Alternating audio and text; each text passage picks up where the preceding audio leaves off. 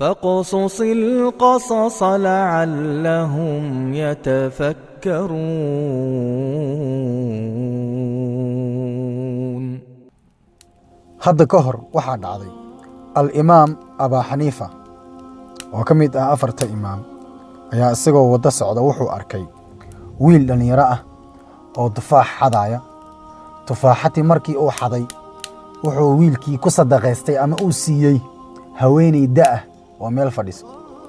imaam Abaa Xaniifa aad iyo aad ayuu ula yaabay arrintii.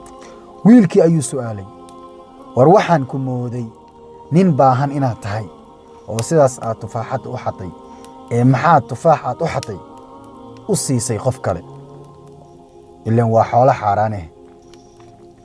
wiilkii dhalinyarada ahaa ayaa ugu jawaabay Abaa Xaniifa isagoonan ogeyn cidda uu la hadlaya inay tahay Abaa Xaniifa.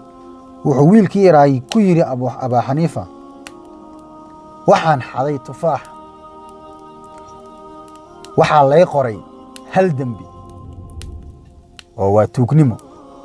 waxaan ku sadaqaystay islaanta waayeelka ah ama haweeneydii waayeelka ahayd. ilaahay wuxuu siiyey 10 xasanaad ah. aniga ilaahay ayaa la kanacsanayaa halkii dembi 10 xasanaadka markii laga jaro 9 xasanaad ayaan haystaa. adiga niyahow xisaabta miyaadan aqoon?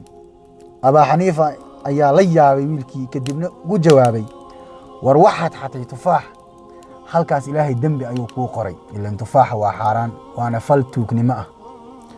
waxaad siisay oo aad ku sadaqaysatay sidaad adiga sheegayso haweeneydaas, sadaqadaas maqbuul ma ahan. ilaan xoolo xaaraan la soo xaday ilaahay ma aqbalo. meeshaasna waxba kama aadan helin. waxaad leedahay oo ilaahay agtiisa ku yaala waa hal dembi, wax xasanaadana ma lihid. adiga waaye cidda aanan garanaynin xisaabta. wiilkii aad ayuu arrintii uga naxay, ugana murkooday.